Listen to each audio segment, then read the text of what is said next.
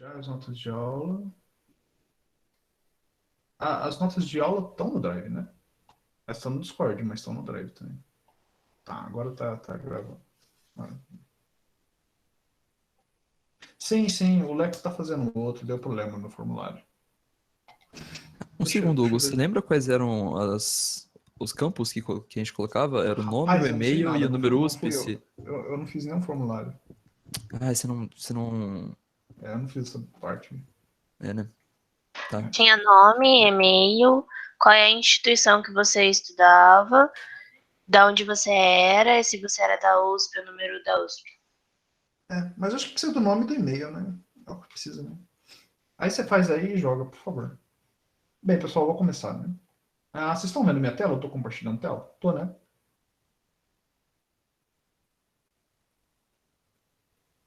Maravilha, maravilha. Então vamos voltar na geometria. Aula passada eu estava falando de esferas, né? Aquelas coisas redondas. Deixa eu ajeitar umas coisas aqui. Menino. Aí eu consigo ver o chat. Tá, maravilha. Tá, então eu estava falando de esferas. E não, está horrível. Peraí, deixa eu fechar isso. Ah, ok. Agora é melhor. Eu estava falando de esferas. Se alguém fizer uma pergunta no chat, por favor, me interrompa pelo som, porque eu não vou ver o chat. Então, eu estava falando de esferas. Maravilha. E a gente tinha. Agora eu preciso achar minha caneta, né? Porque eu perdi ela. Cadê minha caneta? Meu Deus do céu, que caos. Aí. Então, a gente estava falando de esfera. Isso tem SV como sendo V cocientado por R positivo. Um segundo, pessoal.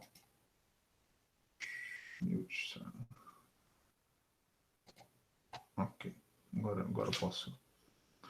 Então, a gente estava falando de esfera. E a gente definiu a esfera como sendo o conjunto das semirretas que partiam da origem, né? Vocês lembram disso? Bem, vocês lembram, foi ao passado. E aí eu defini a topologia como sendo uma topologia quociente, e eu defini as cartas como sendo você pegar hiperplanos, que é os HFIs, dados pela relação φx igual a 1. Certo? E a interseção dessas semirretas com o plano te dá a carta. Certo? E a mudança de carta é praticamente o quociente de duas funções lineares. Então é linear. O que falta falar sobre esferas é a parte geométrica que eu vou falar agora. Então, geometria da esfera. Geometria da esfera. Né? Só para verificar, tá gravando mesmo, né? Tá. Geometria da esfera. Para falar de geometria, a gente tem que pôr um produto interno em V. Então, considere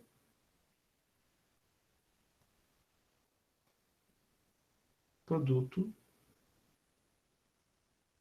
interno em V. Tá. Então, a gente tem um produto interno. Tá.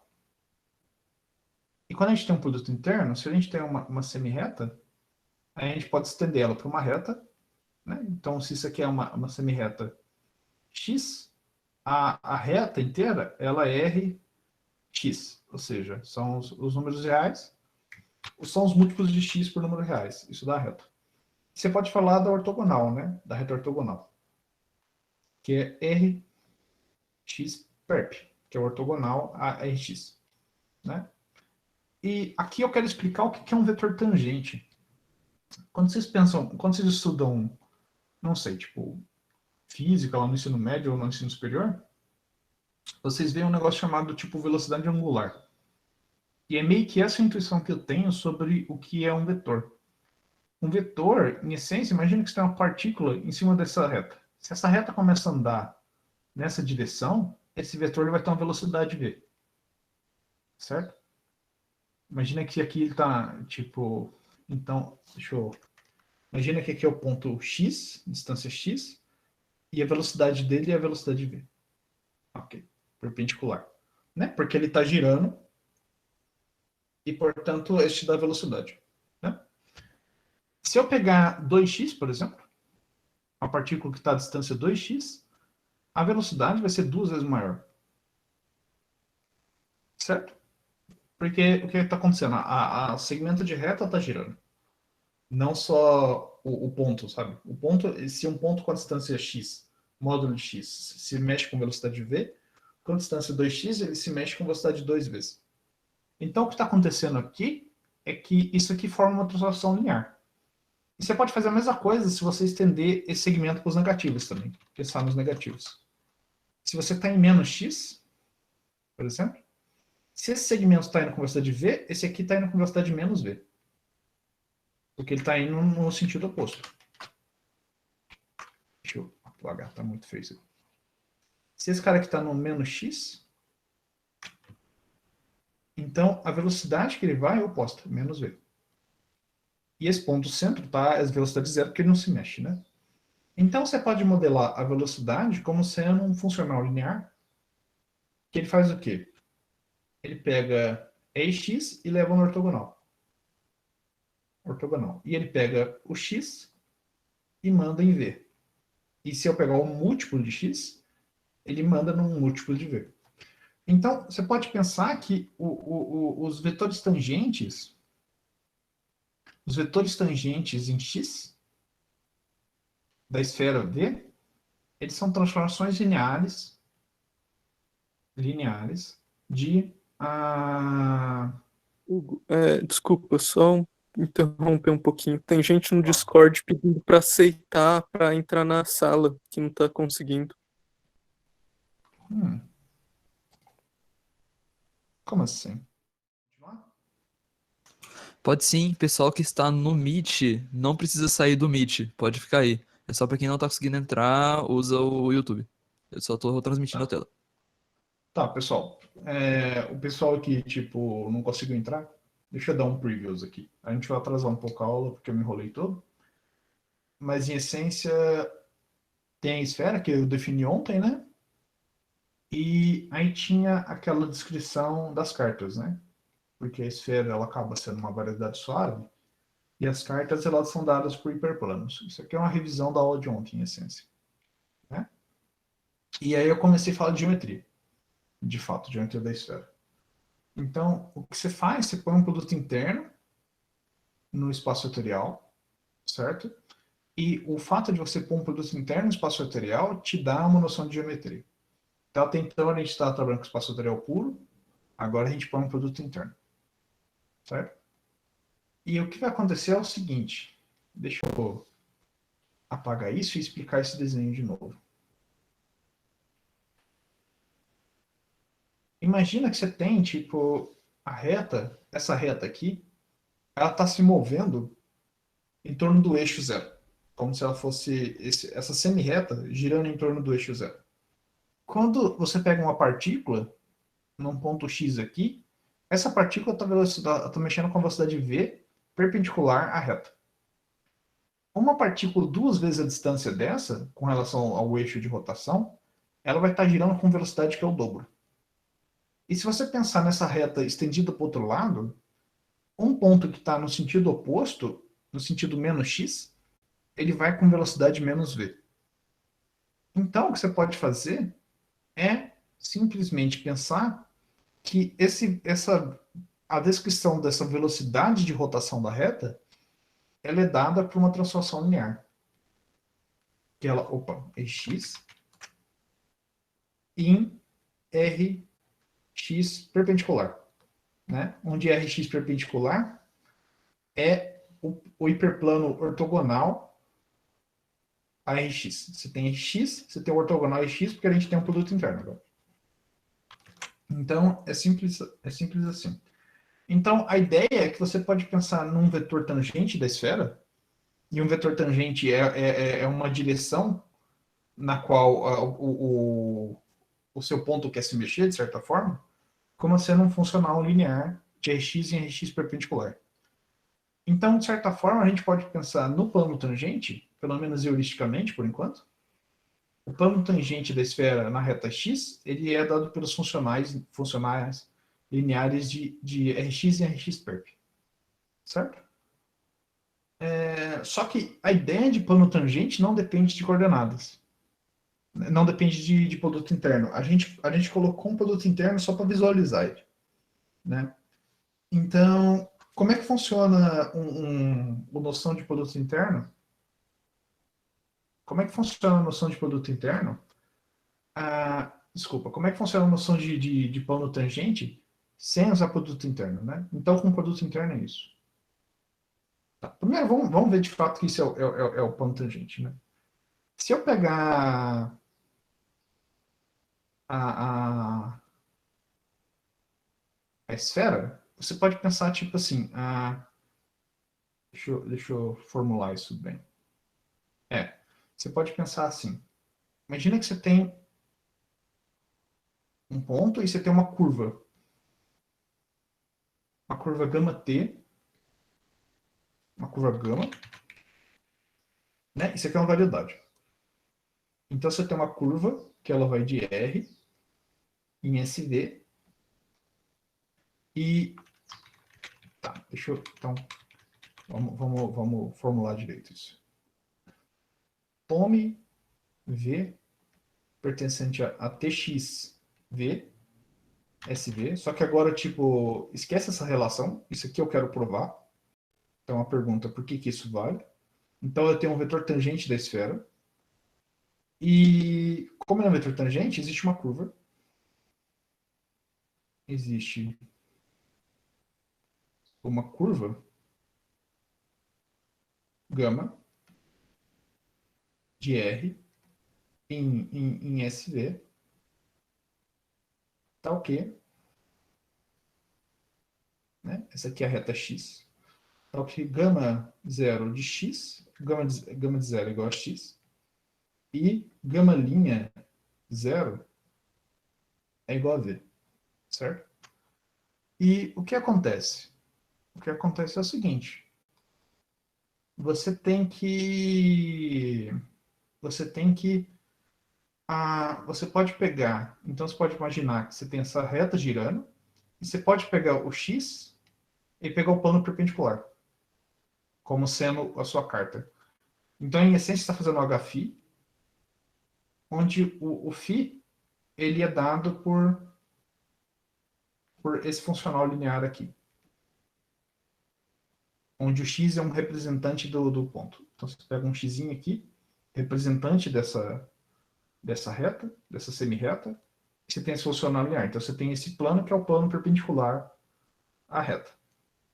E como você tem uma carta, você tem que essa curva, ela é na carta a interseção dessas famílias de retas se movendo no espaço. Então, você tem essa curva gama til, certo?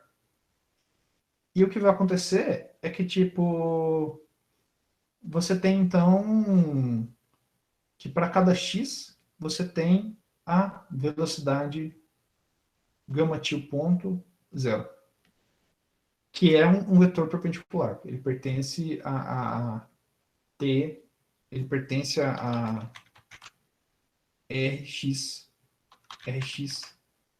perp. Né? Então, o que acontece? A gente tem esse mapa que ele vai do plano tangente da esfera mesmo, em funcionais lineares de Rperp, Rx em Rxperp. Então, a gente tem essa função, que eu vou chamar de lambda. Certo? Então, todo vetor tangente, a gente consegue associar uma translação linear. Reciprocamente, a gente tem uma inversa a essa função. E essa inversa, ela é dada assim, você pega um vetor, pega um funcional com uma translação linear. Alguém me perguntou alguma coisa? Pessoal, vocês têm que me avisar se alguém pergunta, eu não consigo ver nada. Ok. Maravilha. Eu espero que isso seja boas lembranças para Tayana. Desculpa, racional. Então você tem esse mapa que ele pega tipo vetores e ele pega vetores da variedade e leva em interseções lineares. E como é que você faz a volta? Você pega um funcional linear e define um vetor. Vetores você pode pensar como sendo derivações também, né? Então, a inversa desse mapa, ele é uma derivação e ele é definido sob uma função. Ele pega uma função suave da esfera e calcula a derivada. E como é que isso é feito? Você simplesmente faz de epsilon. A gente da geometria tem esse hábito de usar epsilon como variável. E você faz simplesmente isso. Você deriva na direção de epsilon. De x. Então, tem um caminho de volta. Certo?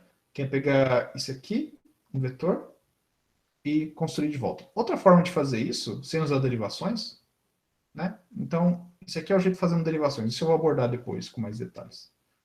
Outro jeito de pensar na inversa é em termos de curva, né? Vocês podem pegar esse funcional. Esse funcional ele faz o quê? Ele te dá. Você pode pegar um hiperplano em cima do x e você tem um vetor perpendicular. Você pega a reta, essa reta, e define a curva gama de t como sendo a gama de epsilon, gama de t, ok? X mais a φ de x. Calma. X mais t φ de x. Como classe de equivalência. Certo? Isso vai te dar uma curva no espaço e a derivada vai te dar a inversa. Certo? Então, você pode fazer essa relação de variedades e tangente, etc., diretamente. E você vai ter esse isomorfismo assim. Certo? Isso para cada métrica. Só que a noção de plano tangente não depende de métrica. Então, eu não preciso, de fato, pôr um produto interno para falar desse cara. Eu coloquei e fiz essa descrição geométrica em termos de rotação da esfera e velocidade, etc. Mas, de fato, se você pensar um pouquinho, você talvez repare que, tipo, existe um isomorfismo de Rx-perp em V sobre Rx, certo? Porque esse espaço aqui, ele é perpendicular, né? Ele tem dimensão de V menos 1, e esse espaço também tem dimensão de V menos 1, né? Esse aqui é o quociente, e quando você quocienta por um espaço unidimensional, a dimensão cai 1. Então, você tem que esse mapa aqui, que ele pega um vetorzinho e manda na classe de equivalência, esse mapa está bem definido, de fato, esse mapa é um isomorfismo. E o que você pode pensar é que Tx da esfera, ele não precisa de produto interno, de fato. Você pode pensar nele como transformações lineares de Rx em Rx, V sobre Rx. Certo? E tá, para que serve essa baboseira, né? Por que você quer definir um negócio que é tão simples na esfera de jeito linear? Porque isso não é óbvio quando você trabalha com projetivo e é altamente não óbvio quando você trabalha com grassmannianos. Quando você trabalha com grassmannianos, você tentar entender geometricamente o plano tangente, ou o espaço tangente, é tipo ridículo. Assim. Esse é o melhor jeito de longe de entender plano tangente grassmanniano e projetivos também. Então, essa ideia aqui é muito útil. No entanto, como em 99% dos casos a gente tem um produto interno, que a gente está estudando geometria e não só. A gente está estudando geometria com métrica, né? Com noção de distância, produto interno e tal. A gente pode pensar em termos desse cara de cima. Né? A gente pode pensar que o plano tangente ele é transformações lineares. No entanto, se você quiser só fazer geometria de variedades, você tem esse cara, esse isomorfismo. E eu vou deixar de exercício se de fato está provado nas minhas notas, no caso do projetivo. Eu vou deixar de exercício que eu acho interessante é provar esse isomorfismo. Prove o isomorfismo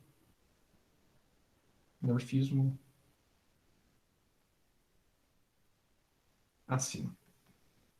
Para fazer isso, tem duas maneiras. Você pode provar direto, né? O que eu faço lá no meu texto sobre o projetivo. Para quem tiver curiosidade, está provado aqui, ó. Na página. Eu faço isso para frente, no projetivo. Que é aqui, exatamente aqui, página 25. Né? Isso, que é a proposição 45. É quando eu provo esse isomorfismo. No caso do projetivo, eu faço. No caso da esfera, é igual a prova. No caso do Grassmanniano, é mais complicado. Né? Então, prova o isomorfismo acima. Tem dois jeitos de provar. Aqui eu provo, no texto eu provo direto, mas outro jeito é você mostrar que esse isomorfismo não depende da escolha de métrica. Né? A primeira vez que eu vi, eu provei desse jeito. Eu provei para métrica, porque eu conseguia enxergar visualmente, em termos de rotação e tal. E depois eu mostrei que não dependia de métrica. Né? Para mim, isso era mais confortável na época. Hoje em dia eu penso desse jeito, porque eu já trabalho com isso há alguns anos, então para mim é natural. Assim.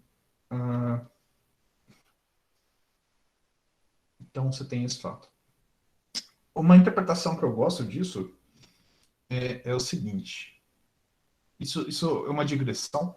Isso é para quem sabe fibrados, né?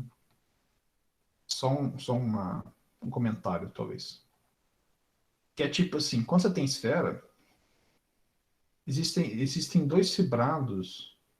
Existe um fibrado natural na esfera, em essência. Você tem a esfera, ele é dado por segmentos, esfera SV, e sobre essa semi-reta existe a reta, que passa por esse ponto com a mesma direção. Né? Então você pode pensar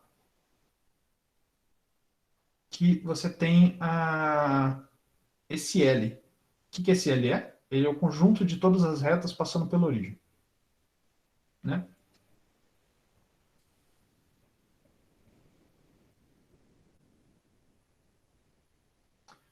E é isso que eu quero falar?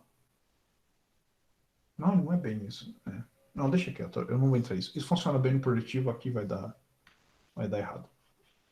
Eu ia falar de fibra tautológica, mas... Então deixa quieto isso. Bem, isso em essência descreve a geometria da esfera. Né? Aqui no texto, vocês vão achar mais algumas curiosidades sobre a esfera. Eu falo sobre fibração de Hopf e tal. Mas em essência é isso. E tem a noção de distância. Eu não falei ainda. Então a gente tem uma geometria e portanto, a gente tem um produto interno, então.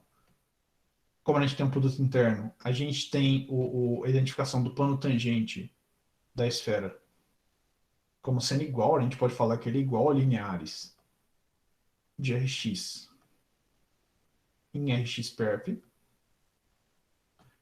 E a gente pode definir a noção de produto interno em cada fibra, em cada plano tangente. Como é que você define? Você define esse produto interno aqui. Ele pega Tx, SV, em Tx, em Tx, SV, e manda em R. E o que ele faz? Ele pega um funcional, ele pega o outro funcional, e ele te manda na única coisa que faz sentido, que é a phi de x. Aqui são classes de equivalência, né? Tem que tomar cuidado. Phi de x, psi de x. Só que essa fórmula aqui depende da escolha de x, então você tem que dividir ela por xx.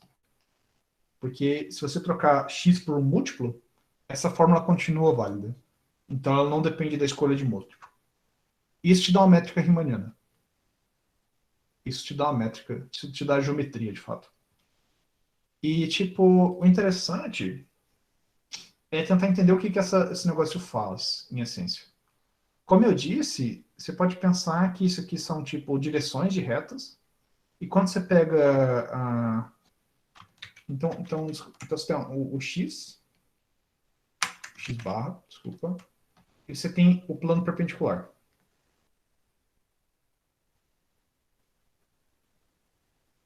Certo? E você tem vetorzinhos tangentes, né? Imagina que esse aqui é o ponto X. E esses aqui são os vetores U e V. Certo? O que que o funcional faz pela descrição que a gente fez? A gente pode pensar que o φ de x ele é igual a U e o psi de x ele é igual a V. E a gente pode supor também, se a gente, porque tipo, o x ele é arbitrário, você pode escolher qualquer um. A gente pode supor que o x é 1, né? A gente pode pensar que a gente está escolhendo um representante da classe de equivalência com produto interno igual a 1. Quando você faz isso, você obtém que isso aqui é φ de x, psi de x, sobre xx. Isso aqui é simplesmente o V, né? Que é o que você espera mesmo, né? Se você pensar na esfera de raio 1, a esfera com um produto interno xx igual a 1, e você pegar dois vetores tangentes, U e V, né? Isso aqui é a esfera tridimensional, no caso. Qual que é o produto interno entre dois vetores tangentes? É esse produto aqui, certo? Então, em essência, isso aqui é tipo a geometria da esfera mesmo. Não te dá nada de especial. Se você pegar outro produto interno em contrapartida, se você pegar um produto interno, vamos pensar em R3, só para motivar o que eu quero fazer em seguida. Se você pegar R3 com produto interno XY, só que não é produto interno usual, você vai ter tipo, vamos pegar X0 Y0, por exemplo, com um negativo na frente e com os outros positivos. X1 Y1 mais X2 Y2. Né? O que vai acontecer é o seguinte, você vai ter esfera e você vai ter o cone passando pela origem que vai cortar essa esfera nesses conjuntos. Né? Esse cone é descrito por produto interno de xx, que é um cone mesmo. Isso aqui é x, x0 ao quadrado, menos x0 ao quadrado, mais x1 ao quadrado, mais x2 ao quadrado, igual a zero. Isso aqui é um cone mesmo. E ele vai intersectar a esfera nessas regiões aqui. Você vai ter esse tubo de cima, você vai ter esse tubo de baixo. Então você tem esse disco e esse cilindro. Se você usar esse produto interno com essa fórmula, aqui, com essa noção de distância, essa mesma noção de distância, o que você vai obter aqui você vai obter um disco hiperbólico, outro disco hiperbólico, e você vai obter uma faixa de Möbius com uma geometria que não é nem riemanniana, isso aqui tem geometria de Lorentz. Né? Então, veja que, tipo assim, só o fato de você mudar a noção de produto interno muda totalmente a geometria. Né? E repara que o produto interno aqui, ele não é muito compatível com a noção de esfera, né? Esse produto interno não é compatível com a noção de esfera, porque a esfera é dada por um produto interno e esse produto interno te dá outra coisa. No entanto, se você pensar em esfera abstrata, como conjunto de retas e tal, que é o SV, esse produto interno ele é tão válido quanto o produto interno usual, né? Esse produto interno com menos na frente. Vamos chamar isso de forma de Minkowski, pessoal, chamar isso de forma de Minkowski. E quando a gente pega essa forma de Minkowski, você obtém esses dois discos e um cilindro. Os dois discos eles acabam tendo uma geometria que é a geometria hiperbólica e o cilindro ele te tem outra coisa. Então isso meio que ilustra aquele fenômeno que eu falei, que os modelos que a gente estuda eles te dão a geometria hiperbólica ou outros tipos de geometria, mas eles também te dão um espaço auxiliar. E aqui você vê essa manifestação já. Esse espaço aqui, essa faixa aqui, esse espaço auxiliar, ele te dá informações sobre o espaço hiperbólico já. Ele meio que dá informações extras sobre a geometria do espaço hiperbólico. Ele é meio que um auxiliar, assim. E isso, quando você estuda geometria hiperbólica no sentido usual, você não tem isso. Esse espaço auxiliar não aparece. Ele não se manifesta. É como se você só estudasse o disco e ignorasse todo o resto. Então, acho que esse é o poder de fogo de você tentar atacar as coisas por álgebra linear. Bem, eu acho que isso é o que eu queria falar de esfera. Deixa eu ver se tem mais alguma coisa. Ah, noção de distância. Eu esqueci de falar noção de distância. Voltemos ao produto interno usual. Produto interno. Interno usual. Quando você pega o produto interno usual, você vai ter que... imagina que você tem duas semirretas. Né? Duas semirretas, x e y. Qual que é a distância natural entre elas? É o ângulo, né? Não sei se vocês concordam. Para mim, a distância natural entre dois segmentos é o ângulo entre elas, né? E se você pegar esse ângulo e calcular, você vai ver que ele é arco-cosseno, usando aquelas coisas de geometria analítica, que eu já não lembro. Isso aqui é arco-cosseno de xy ao quadrado sobre x sobre y. É essa forma. Repara que essa forma é balanceada. Se eu trocar um representante de x por um alfa x, vai sair um alfa ao quadrado em cima e um alfa ao quadrado embaixo, e eles se cortam. Tem que extrair a raiz, né? Quem falou? Mauro. Ah, não. Tem que tirar a raiz, você tem razão. Eu esqueci. E tá aqui, ó. Tem que tirar a raiz, concordo. Obrigado. E tem que tirar a raiz. Eu esqueci da raiz. Certo? Então, repara que a gente tem essa fórmula. Tudo até então que a gente fez é algébrico. Tudo é algébrico, praticamente. A noção de plano tangente, algébrica. A noção de esfera é algébrica. Só essa porcaria de distância que não é algébrica. Então, como é que você faz? Você olha para essa função. Essa função aqui que aparece, que é o arco-cosseno. Talvez tenha dois Cs aqui. Arco-cosseno de raiz de t. Certo? Essa função, ela é monótona. Ela é crescente, de fato. Se você traçar o gráfico dela, o que eu não fiz, para t igual a 0, ela vale 1, eu acho, né? E ela é crescente assim, uma coisa assim. Então, o que acontece é que, tipo assim, a noção de distância crescer é a distância dessa coisa de dentro crescer. E você comparar duas distâncias é a mesma coisa que você comparar o que está dentro. Então, em geometria hiperbólica, a gente define algo que não é a distância. A gente define o que chama tância. Sim. Que é simplesmente a ideia de evitar usar fórmulas desse tipo arco-cosseno, ou no caso hiperbólico, que é o arco-cosseno hiperbólico, ou... Bem, são esses dois que aparecem. Porque, em geral, você quer saber o quê? Se dois pontos têm a mesma distância, têm o mesmo comprimento, se dois segmentos têm o mesmo comprimento, se um é maior que o outro, e é isso. Você não quer calcular explicitamente um número. Se você precisar calcular explicitamente um número, você coloca o arco-cosseno. Mas, em geral, você quer comparar só. Então, faz mais sentido você estudar a tância. A tância ela é definida, no caso real, por essa forma. XY,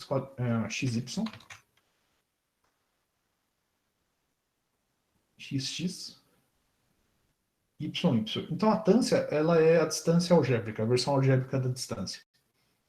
Então, para que serve a distância? A tância. A tância ela serve simplesmente para você comparar distâncias. Né? Como essa função é crescente, é o que eu disse. Se duas funções têm a mesma distância, somente se elas têm a mesma tância. Dois pontos têm distâncias, dois segmentos têm distâncias diferentes, se as tâncias são diferentes. Então, é por isso que tância é relevante. E é engraçado que essa fórmula, ela se manifesta em um monte de coisa. Ela gosta de aparecer. Até porque, tipo, em termos de duas variáveis, tem um quadrado aqui, que eu esqueci de pôr. Em termos de duas variáveis, pense em funções de duas variáveis. Ela é a fórmula mais fácil que você consegue bolar, né? Que, tipo, é balanceada, né? Ela é o produto interno de x e y e é balanceada. E é algébrica, né? Não tem como você bolar uma fórmula mais simples que essa, que seja algébrica. Porque, por exemplo, se ela não tivesse o quadrado em cima, eu teria que pôr raiz embaixo. Ela deixaria de ser algébrica. Né? Então, de certa forma, a natureza gosta de seguir os caminhos mais simples, né? Esse fenômeno e tal. E essa fórmula aparece muito. Ela aparece, por exemplo, quando você vai calcular a posição relativa de retas no plano hiperbólico. Você consegue calcular se as retas não se intersectam, se elas se intersectam só no infinito, se elas são transversais, só analisando tância de coisas.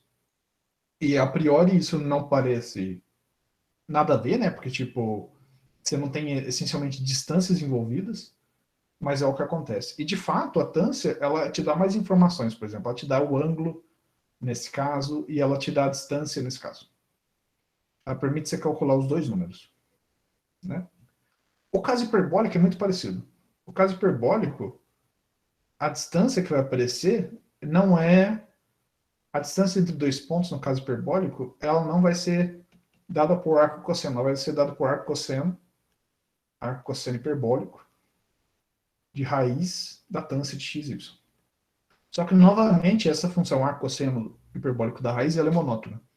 Então, o mesmo raciocínio se aparece com geometria hiperbólica. E a tância ela acaba sendo onisciente, onipresente em todas as formas de geometria hiperbólica. Então, meio que a tância ela é a versão generalizada da distância. Ela simplesmente se manifesta quando você trata a geometria dessa forma, né? E a ideia é você evitar fórmulas tipo transcendentes, né? Tipo arcosseno hiperbólico, tangente hiperbólico, arcosseno, né? O Omar, não sei se o Omar está na plateia. O Omar é um grande especialista em geometria hiperbólica. Deixa eu ver se o Omar está aí. Está aí, Omar? Não está. O Omar, por exemplo, ele também descobriu o volume algébrico, né? Você tem, tipo, a versão tridimensional, espaço hiperbólico tridimensional, você tem tetraedros. Tá aí?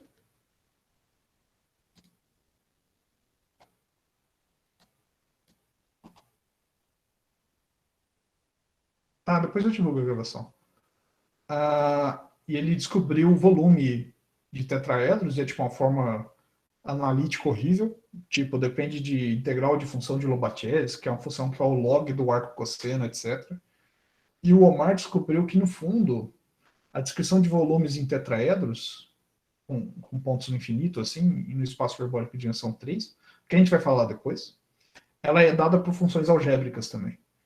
Então, meio que outra filosofia dessa ciência é tentar fugir de funções que não são algébricas, como o diabo da cruz, assim, porque coisas que não são algébricas são muito difíceis de calcular, tanto do ponto de vista manual, provar teoremas mesmo, como do ponto de vista computacional, né? Porque você quer fazer simulações, achar exemplos e tal, o que a gente faz com frequência. Tá. E era isso que eu tinha falado de esferas, assim. E tem essa frase que tá nas notas do Sacha e do Grossi, né? Que é tipo, there's no sin south of the equator. Que é tipo aquela música do Chico Buarque, não há pecado ao sul do Equador. E tipo, sim aqui é tipo no sentido de Sen, né? Que é tipo essa vibe de fugir de funções analíticas, assim. Eu acho muito bom que eles colocaram isso no texto deles, assim. Né? E agora vem, tipo, álgebra linear. De álgebra linear, deixa eu só dar o comecinho e amanhã eu continuo. Porque essas coisas aqui pode parecer simples, mas não é tão simples, na real. Tá, então a gente fez essa heurística sobre geometria da esfera, tal. Eu queria só mostrar como é que é a filosofia por trás das coisas. E agora vamos começar, tipo assim, com coisas mais precisas, né? Então, formas hermitianas. Formas hermitianas. Pessoal, eu acho que eu vou só até 11h10, porque eu não queria tomar muito tempo de vocês, assim. E depois eu continuo amanhã. Só quero definir os objetos e amanhã eu trato eles com mais... até porque eu comecei 10h10, né? Amanhã eu trato eles com mais tranquilidade. Uma forma hermitiana, então a primeira coisa que a gente precisa é de onde que a forma hermitiana está definida. A forma hermitiana ela está definida sobre um corpo, que no nosso caso ele é os reais ou os complexos. Mas poderia ser os racionais, os quaternos, que não é um corpo, mas é quase um corpo, e em casos extremos, os octônios. né? Esses 3 casos eu não vou tratar. Uma porque eu não gosto dos racionais, porque começa a ter descontinuidade, eu acho feio. Os quaternos, eles são meio complicados, e os octônios são muito complicados. Então, mas dá para fazer geometria hiperbólica nos 3. Na dissertação de doutorado do meu orientador, ele fez toda essa ciência que a gente vai fazer agora para quaternos também. Para octônios já não funciona muito bem. Octônios é meio animal mal comportado, assim. Porque não dá para definir projetivo muito bem para octônios. Mas então, a gente vai trabalhar com R e com C. E como R está dentro de C, em C, você tem a noção de conjugação. Você pode pegar um número, se x pertence a k, existe o conjugado. Né? Se x for um real, se o k for um corpo que é os reais, o conjugado é tipo x. Né? Você está conjugando ele, é ele mesmo. Se o corpo fosse complexo, bem, o conjugado é o conjugado de números complexos. E a gente vai ter um espaço vetorial. Espaço vetorial complexo. Espaço vetorial seja V espaço vetorial sobre K. Sobre K. Certo? Então, o que acontece? Deixa eu definir precisamente. Então. Uma forma hermitiana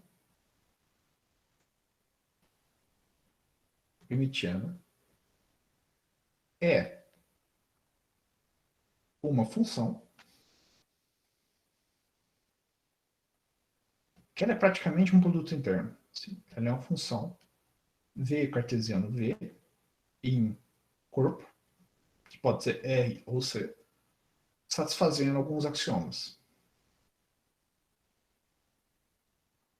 Satisfazendo uma lista de axiomas. Que é o 1, que é... Deixa eu ver qual que é o 1. É linear em cada variável. H de x, pontinho, e H de pontinho. Não. Cuidado. Toma cuidado aqui. H pontinho x é linear para cada x. Cada x. O que isso quer dizer? Isso quer dizer o seguinte. Essa função que ela pega v e leva em hvx para um x fixado, ela é linear. O que, em bom português, quer dizer... O que, em bom português, quer dizer que h de alfa v1 mais alfa 2v2 x é igual a alfa hv1 x mais alfa 2 hv2 x. Certo? Isso que é linear. É linear no sentido usual, mas como se fosse uma transformação linear. É uma transformação linear, né? E o segundo axioma, ele diz que ela é quase simétrica. Ela é tipo o que o pessoal chama de... Esqueci o nome, como é que o pessoal chama isso? Cadê o nome aqui? Sesquilinear, eu não pus ele, mas é sesquilinear. Que é h de xy, ele não é igual a hyx como um produto interno, mas ele é o conjugado. Certo? E isso, no caso dos reais, como o conjugado dos reais é um número real, é o próprio número real, isso aí acaba sendo simetria, né? Então, por exemplo, os exemplos que a gente tratou em cima, como era tudo sobre um espaço vetorial real, né? Por exemplo, esse exemplo aqui, menos x0, y0, x1, y1, x2, y2, ele é uma forma hermitiana, porque, bem, você fixa uma variável linear e ela é simétrica. Você troca x por y, não muda a forma. Né? Mas sobre os números complexos, você tem que exigir que ela não é igual ao oposto, mas ela é igual ao conjugado. Se você já estudou álgebra linear com produto interno complexo, ou análise funcional, ou coisas do tipo, você está acostumado com esse animal. A diferença é que, tipo, nesses cursos você supõe que o produto interno de x e x é positivo. E aqui a gente não supõe isso. Porque se a gente supor isso, não tem graça, não tem nenhuma geometria interessante. Assim. Então, esses são os dois axiomas de forma hermitiana. Exemplos de forma hermitiana, eu já tenho aqueles dois de cima, tem o produto interno dos reais, tem o produto interno de CN, com espaçadora complexa, né? Por exemplo. Os reais vocês já conhecem de cursos, assim.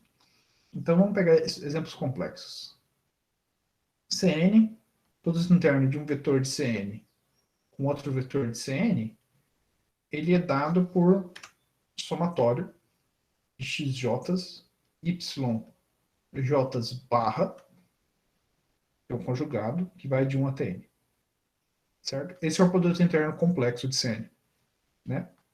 Você pode fazer também uma versão igual a gente fez em cima, que é o caso mais interessante, de fato.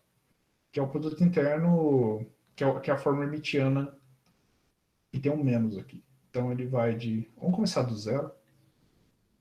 E vou pôr n mais 1. Que eu gosto de começar do zero. Que zero é natural, né? Então, x0 e y0 mais somatório j n xj yj, né? Esse aqui é outro exemplo de forma hermitiana. Satisfaz o primeiro, porque se você fixa a segunda coordenada, ele é linear, e satisfaz o segundo, porque se você conjugar, você obtém o oposto, na essência. Certo?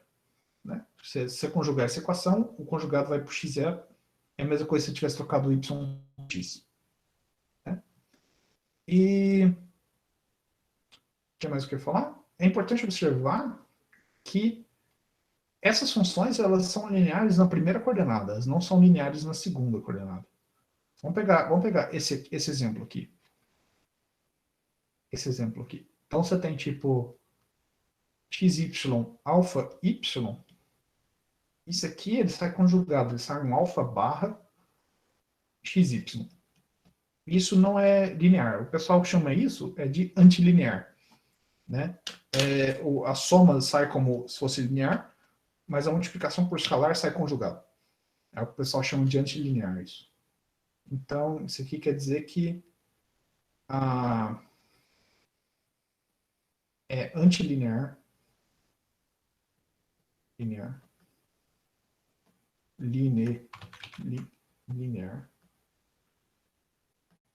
na segunda variável.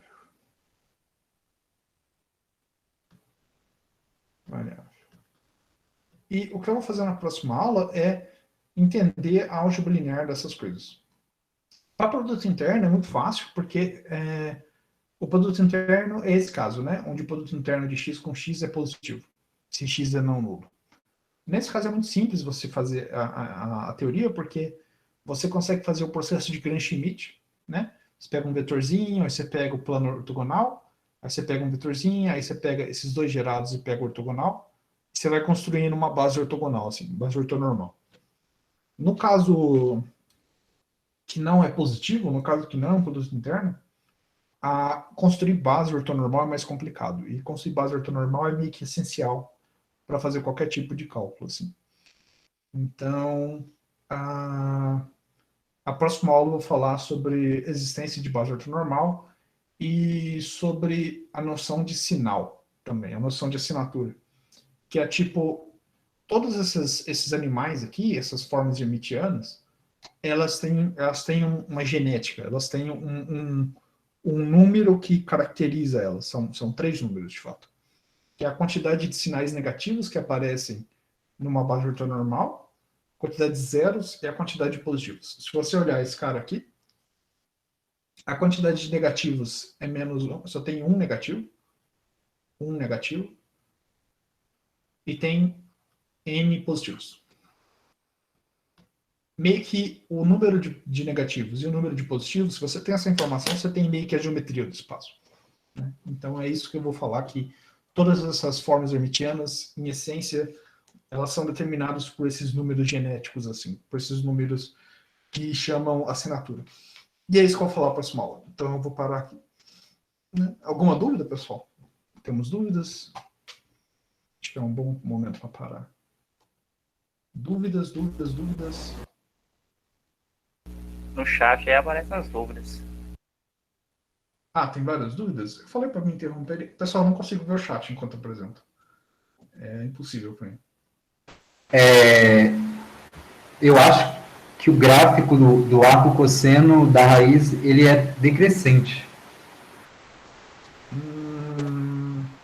E, Vamos descobrir agora.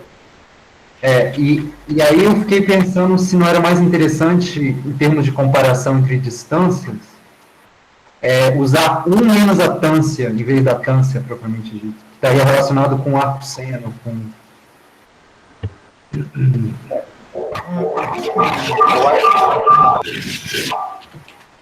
Perdão. Arco cosseno hiperbólico. Tem isso no matemática? Tem. O arco seno hiperbólico é crescente, o arco cosseno é decrescente.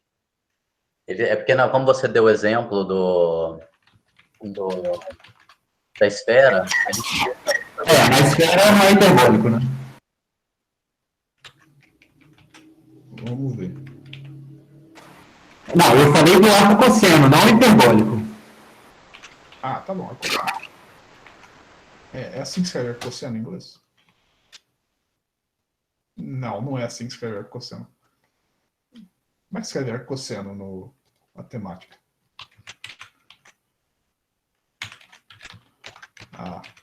Arco, caramba. Cosseno. Não, pessoal, eu me recuso a calcular a derivada disso, eu não consigo. Aqui. Eu não sei mais cálculo. Só sei álgebra linear. Aqui. Ui, é decrescente mesmo. Tá. Não, então o importante... mas isso é irrelevante. O importante é que é monótono. Não, eu falei besteira de fato, é decrescente. Vocês têm razão. E do arco cosseno hiperbólico provavelmente também, vamos ver. Que não é arco cosseno hiperbólico. Claro, né? Que não é.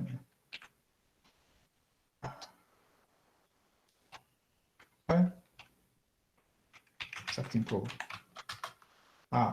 Não, o arco cosseno hiperbólico é crescente e o arco cosseno de raiz quadrada, ele é decrescente. Mas o importante é que os dois são monótonos. Então, em essência, é que eu sou pessoa hiperbólica, pessoal. Na minha cabeça, o natural é o hiperbólico. Minha intuição sobre seno e cosseno é inferior à minha intuição sobre seno hiperbólico e cosseno hiperbólico. Desculpe. Mas o importante é que é monótono, certo? Ou ele é crescente ou ele é decrescente. Então, em termos de comparação, tanto faz você usar porque normalmente você quer saber se é menor ou igual. Então, se você consegue comparar a tânsia, você consegue dizer se a distância é maior ou não. Né? No caso hiperbólico, se a tânsia de um é maior que a tânsia do outro, isso implica que a distância é maior que o outro. No caso não hiperbólico, que é o menos intuitivo para mim, é o oposto, certo? Mas o importante é que é monótono, certo? Então a questão é se, tipo, distâncias iguais implicam tânsias iguais, distâncias diferentes implicam tânsias diferentes. Mas bem observado, eu não tinha me tocado nesse detalhe técnico. Vocês têm toda a razão, eu estou errado. Deixa eu ver se tem mais dúvidas. Breno, o que você ia... Você ia me perguntar alguma coisa, Breno?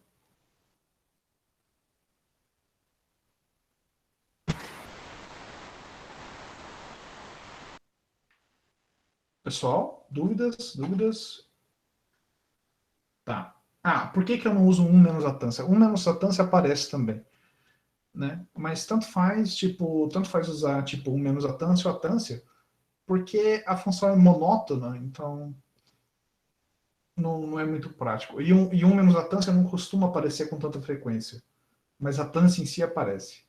1 menos a tânsia acontece num fenômeno que eu vou descrever mais tarde, que é o que o pessoal chama de wall crossing. Né? Mas 1 menos a tânsia aparece de fato. Assim. Tá. Temos mais dúvidas? Deixa eu ver.